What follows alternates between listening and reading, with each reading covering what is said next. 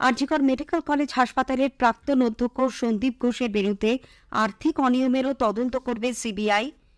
CBI এর আবেদনে সাড়া দিয়ে আদালত সন্দীপ ঘোষ সহ 7 জনের পলিগ্রাফ টেস্টের অনুমতি দিয়েছে। স্বাস্থ্য সচিব আন্দোলনকারী চিকিৎসকদের কাজে ফেরার আর্জি জানালেও আরজিকরের আন্দোলনকারী জুনিয়র চিকিৎসকেরা তাদের কর্মবিরতি চালিয়ে যাওয়ার সিদ্ধান্তে অনড় রয়েছেন। রাজ্য সরকার স্কুল পড়ুয়াদের রাস্তা অবরোধ সহ স্কুল বহির্ভূত যে কোনো কর্মসূচিতে নিয়ে যাওয়ার ওপর নিষেধাজ্ঞা জারি করেছে। চলতি বছরে ৭৫,০০০ কৃষককে রাজ্য সরকার আধুনিক কৃষি সরঞ্জাম কিনতে সাহায্য করবে। ঘূর্ণাবর্ত নিম্নচাপের প্রভাবে রাজ্যের প্রায় সব জেলাতেই বৃষ্টি হচ্ছে। মোহনবাগান সুপার জায়ান্ট ও বেঙ্গালুরু এফসি আগামী মঙ্গলবার যুব ভারতী ক্রীড়াঙ্গনে ডুরান্ড কাপ ফুটবলের দ্বিতীয় সেমিফাইনালে মুখোমুখি হবে। আসছি বিস্তারিত খবরে। কেন্দ্রীয় তদন্ত bureau CBI RG Kar medical college হাসপাতালের প্রাক্তন অধ্যক্ষ সন্দীপ ঘোষের বিরুদ্ধে আর্থিক অনিয়মেরও তদন্ত করবে। কলকাতা হাইকোর্ট 3 সপ্তাহ পর সিবিআইকে ওই তদন্তের প্রাথমিক রিপোর্ট জমা দেওয়ার নির্দেশ দিয়েছে। রাজ্য সরকার আগে এর জন্য 4 সদস্যের বিশেষ তদন্তকারী দল বা সিট গঠন করেছিল, কিন্তু তা খারিজ করে দিয়ে কলকাতা হাইকোর্টের বিচারপতি রাজশ্রী ভরদ্বাজ গতকাল বলেন, একাধিক সংস্থা তদন্ত করলে বিষয়টি জটিল এবং সময় সাপেক্ষ হতে পারে, তাই মূল ঘটনার সঙ্গে আর্থিক দুর্নীতির তদন্তও করবে সিবিআই। সন্দীপ ঘোষের বিরুদ্ধে আর্থিক অনিয়মের তদন্তভার ইডিকে দেওয়ার জন্য হাইকোর্টে মামলা করেন ওই হাসপাতালের প্রাক্তন ডেপুটি সুপার আক্তার আলী। আদালতের নির্দেশের পর মামলাকারী সাংবাদিকদের বলেন, দেখুন, আমি অনারেবল কোর্টে রেসপেক্ট করব।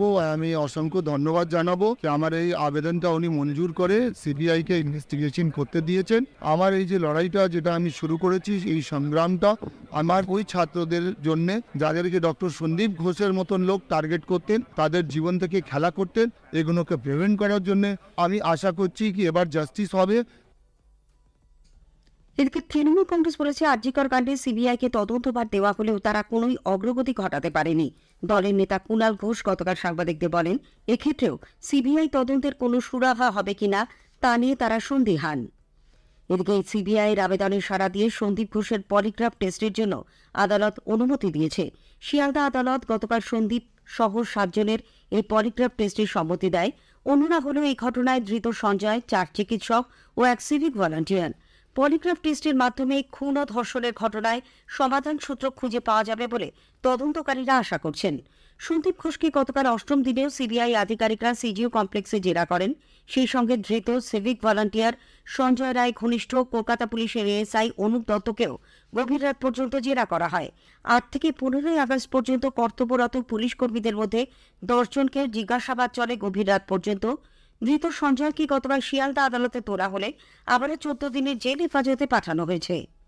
অন্যদিকে সন্দীপ ঘোষকে আদালতের নির্দেশে ছুটিতে পাঠানো হয়েছে বলে স্বাস্থ্য সচিব নারায়ণ স্বরূপ নিগম জানিয়েছেন। তিনি গতকাল স্বাস্থ্য ভবনে এক সাংবাদিক বৈঠকে বলেন, ন্যাশনাল মেডিকেল কলেজে তার পোস্টিং বাতিল করা হয়েছে। আন্দোলনকারী চিকিৎসকদের ফের কাজে ফেরার আর্জি জানিয়ে স্বাস্থ্য সচিব বলেন, সুপ্রিম কোর্টের নির্দেশ মতো হাসপাতালের নিরাপত্তা সুনিশ্চিত ও পরিকাঠামোর উন্নয়ন করা হয়েছে। আরজিকরের নিরাপত্তায় মোতায়েন করা হয়েছে আধা সামরিক বাহিনী। তিনি আরও বলেন, চিকিৎসকদের কর্মবিরতির জেরে সবথেকে সমস্যায় পড়ছেন গরিব রোগীরা, কারণ তারাই সরকারি স্বাস্থ্য পরিষেবার উপর সবথেকে বেশি নির্ভরশীল। তাই রোগীর স্বার্থের কথা মাথায় রেখে অবিলম্বে আন্দোলনকারী চিকিৎসকদের কাজে যোগদানের অনুরোধ করেন স্বাস্থ্য সচিব। তবে আরজিকর হাসপাতালের জুনিয়র চিকিৎসকেরা তাদের কর্মবিরতি চালিয়ে যাওয়ার সিদ্ধান্তে অনড় রয়েছেন।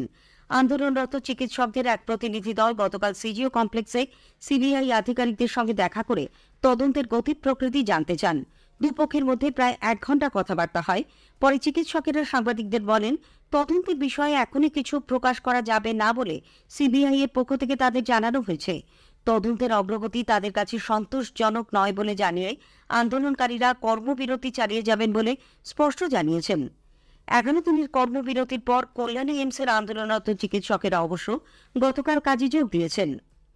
অন্যদিকে নির্যাতিতার বাবা বা আন্দোলনরত ছাত্রছাত্রীদের প্রতি সহমর্মিতা জানিয়ে প্রয়োজনে তাদের সঙ্গে যোগ দেবেন বলে জানিয়েছেন।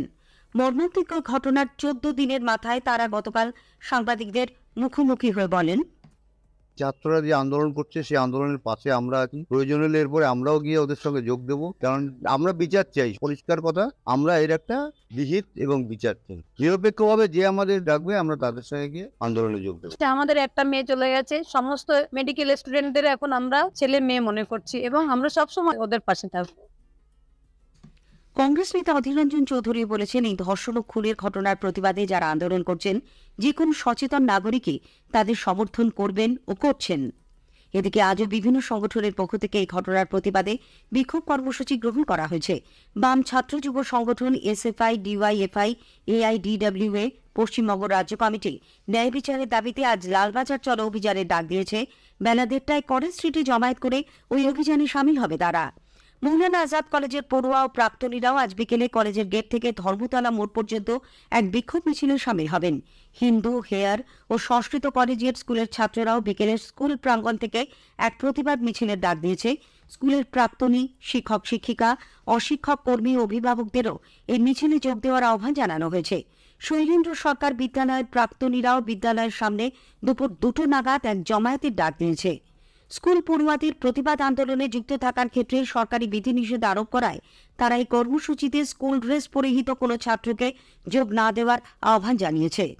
উল্লেখ্য, রাজ্য সরকার স্কুল পড়ুয়াদের রাস্তা অবরোধ সহ স্কুল বহির্ভূত কোনো কর্মসূচিতে নিয়ে যাওয়ার ওপর নিষেধাজ্ঞা জারি করেছে।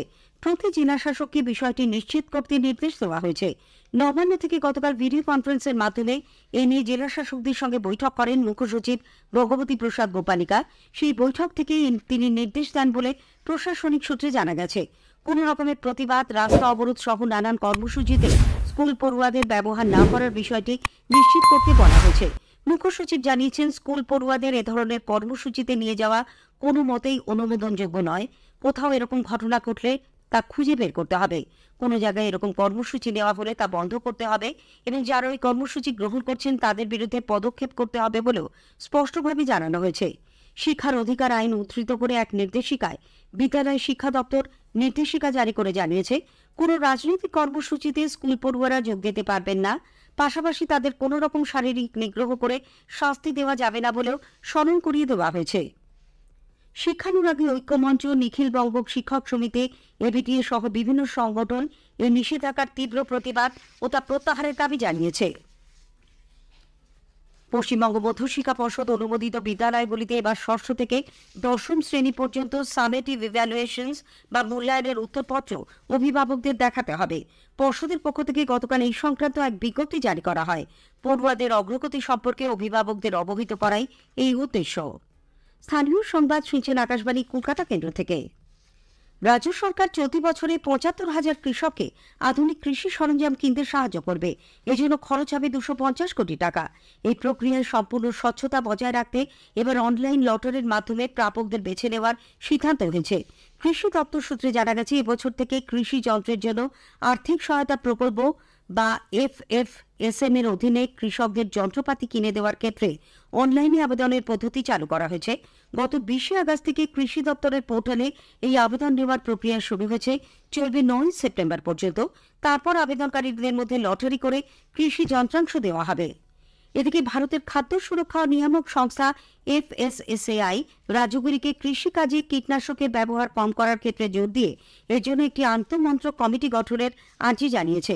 এফএসএসএআই এর সিইও জি কমলাবর্ধন রাও গতকাল মুখ্য উপদেষ্টা কমিটির 44তম বৈঠকে বলেন, কৃষিজ পদ্ধতি যাতে নিরাপদ ও কৃষিজাত পণ্য সুরক্ষিত থাকে সেই লক্ষ্যেই এই আবেদন। রাজ্য সরকার সুইগি, জোম্যাটোর মতো অ্যাপ নির্ভর পণ্য সরবরাহকারী সংস্থার কর্মীদের সামাজিক সুরক্ষা দিতে উদ্যোগী হয়েছে। ন্যূনতম মজুরি, দুর্ঘটনা বীমা সহ অন্যান্য সুযোগ সুবিধা দিতে এই কর্মীদের জন্য একটি কল্যাণ পর্ষদ তৈরির পরিকল্পনা নেওয়া হয়েছে বলে পরিবহন মন্ত্রী শ্রেয়াশিস চক্রবর্তী জানিয়েছেন। গিগ ওয়ার্কারদের সামাজিক সুরক্ষা প্রকল্পের মধ্যে অন্তর্ভুক্ত করছে আমাদের সরকার, অর্থাৎ তাদের বীমা, তাদের কিছু সুযোগ সুবিধা যেগুলো সামাজিক সুরক্ষা প্রকল্পের মধ্যে আছে সেইটার মধ্যে এদের অন্তর্ভুক্ত করে দেওয়া হচ্ছে। 2 হচ্ছে যে তারা যে সংস্থায় কাজ করে সেখানেই আমরা একটা কিছু কুপন বা কার্ড আমরা দেব, যেটা তারা নিয়ে নেবে, নিয়ে তাদের আন্ডারে যত এরকম যুবক কাজ করছে তাদের মধ্যে ডিস্ট্রিবিউট করবে। উত্তর বঙ্গোপসাগরের উপর সৃষ্ট ঘূর্ণাবর্ত এবং উত্তর বাংলাদেশ সংলগ্ন এলাকায় ঘনীভূত নিম্নচাপের প্রভাবে রাজ্যের প্রায় সব জেলাতেই বৃষ্টি হচ্ছে। একই সঙ্গে রাজস্থানের বিকানির থেকে উত্তর পূর্ব বঙ্গোপসাগর পর্যন্ত মৌসুমী অক্ষরেখাও সক্রিয়। এর জেরে আজ দক্ষিণ 24 পরগনা, পূর্ব পশ্চিম মেদিনীপুর, বাঁকুড়া ও দুই বর্ধমানে ভারী থেকে অতি ভারী বৃষ্টির কমলা সতর্কতা এবং দক্ষিণবঙ্গের অন্যান্য জেলায় ভারী বৃষ্টির হলুদ সতর্কতা জারি করা হয়েছে। সমুদ্রে উত্তাল থাকায় মৎস্যজীবীদের আগামীকাল পর্যন্ত সাগরে না যাওয়ার পরামর্শ দেওয়া হয়েছে। প্রধানমন্ত্রী নরেন্দ্র মোদী আগামীকাল আকাশবাণীতে মন কি বাত অনুষ্ঠানে তার চিন্তাভাবনা সকলের সঙ্গে ভাগ করে নেবেন। এটি হবে মাসিক এই বেতার অনুষ্ঠানের 113তম পর্ব। শোনা যাবে বেলা 11টা থেকে আকাশবাণীর সবকটি প্রচার তরঙ্গে। মোহনবাগান সুপার জায়ান্ট ও বেঙ্গালুরু এফসি আগামী মঙ্গলবার যুব ভারতী ক্রীড়াঙ্গনে ডুরান্ড কাপ ফুটবলের দ্বিতীয় সেমিফাইনালে মুখোমুখি হবে। গতকাল যুব ভারতী ক্রীড়াঙ্গনে কোয়ার্টার ফাইনাল ম্যাচে বেঙ্গালুরু এফসি 1-0 গোলে কেরালা ব্লাস্টার্সকে হারিয়ে দেয়। জামশেদপুরে অন্য কোয়ার্টার ফাইনালে Mohun Bagan super giant sudden death tie ব্রেকারে 6-5 গোলে পাঞ্জাব এফসিকে পরাজিত করে। স্থানীয় সংবাদ শেষ হলো।